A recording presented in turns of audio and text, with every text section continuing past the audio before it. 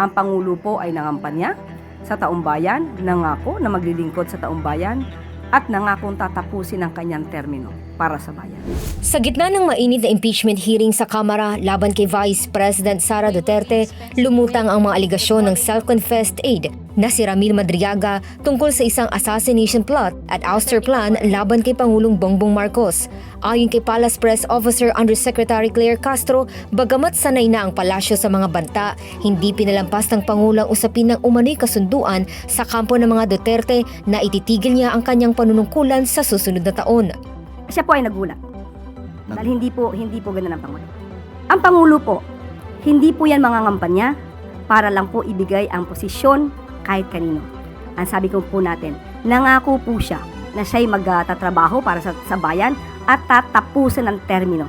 Kasabay nito, iginiit ng Malacanang na hindi na kailangan maghintay ng National Bureau of Investigation o NBI ng formal na utos para simulan ang investigasyon. Diin ng palasyo, mandato ng ahensya na protektahan ang sinumang individual, lalo na ang Pangulo. Hindi na po kailangan mag-utos ng Pangulo para imbestigahan ito.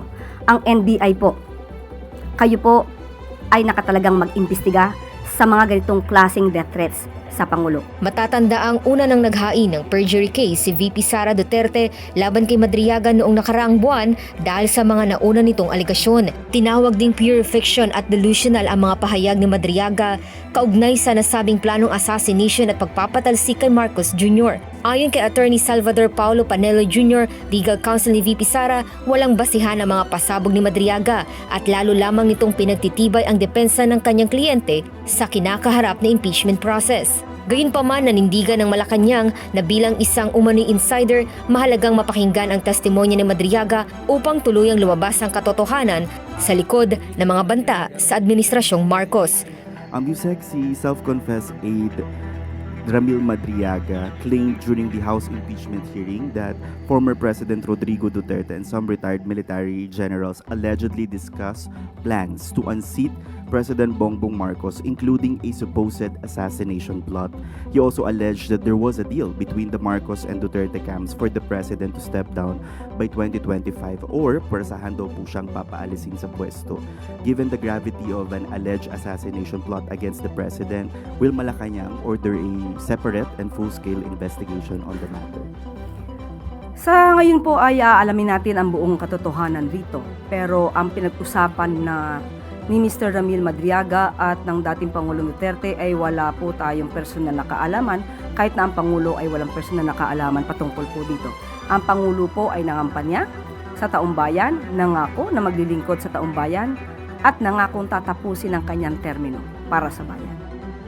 Sa panayam kay political analyst na si Professor Froilan Calilong, sinabi nito na ang isinasagawang hearing ng House Committee on Justice laban kay Vice President Sara Duterte ay bahagi pa lamang ng pagtukoy kung may probable cause o sapat na basihan ang mga parata. Sa ganitong yugtuan niya, nasa Kamara ang responsibilidad na patunayan ang kanilang mga aligasyon at hindi sa Vice Presidente. Dagdag pa niya, hindi rin umano ito ang tamang forum para sagutin ng Vice Presidente ang mga isyong ibinabato laban sa kanya. And the burden of contention or the burden of proof here is not with the Vice President. She's being the one being accused. You know? So I think it's imperative that it's the people, practically the House, that is making their assertions and allegations that should come up with a better justification of their case. Binigyang diin din ng analyst na maaring malagay sa alanganin ang Vice Presidente kung dadalo siya sa pagdinig, lalo na kung hindi umano ganap na neutral ang sitwasyon sa Kamara. And not the Vice President, because in the first place, this is not the forum. This is not the forum in which the Vice President should be attending this particular proceeding. Ayon pa kay Calilong, may posibilidad ding may bahid ng politika ang proseso at maaring gamitin ito upang makabuo ng negatibong imahe laban sa Vice Presidente. Sa ngayon, nananatiling nakatuon ang Kamara sa pagbusisi kung may sapat na basihan ang mga reklamo bago ito umusad sa susunod na yugto ng impeachment process. Pero ma'am, how concerning po itong mga ganitong lumalabas na plano of alleged assassination, and this is not the first time na parang may threat din po sa naging buhay ng Pangulo. Recently, si Davao Mayor Baste Duterte, sabi niya ang gusto niya rin po ay ulo ni PBBM. Ano po ang komento ng palasyo dito? Hindi na nga po na bago ito ang pagbabanta sa buhay ng Pangulo. Sinimulan na nga po ito ng Vice Presidente, nadinig na rin po natin si Mayor Baste Duterte. So, hindi na po kailangan mag-utos ng Pangulo para imbestigahan ito. Ang NBI po, kayo po ay nakatalagang mag-imbestiga sa mga ganitong klaseng death threats sa Pangulo. At kahit sino mang ordinaryong tao, meron po kayong obligasyon na imbestigahan ito.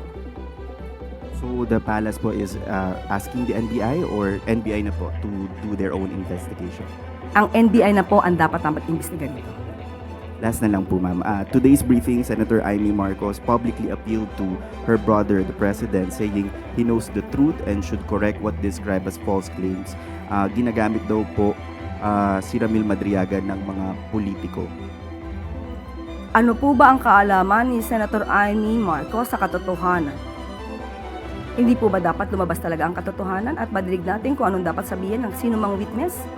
So wala makakapaghusga ngayon ang kung anong katotohanan at kung anong kasinungalingan. Related question mula kay Ivan Mayrina, GMA News. Good afternoon, Yusek Claire. Have you spoken to the President about these revelations by Mr. Madriaga?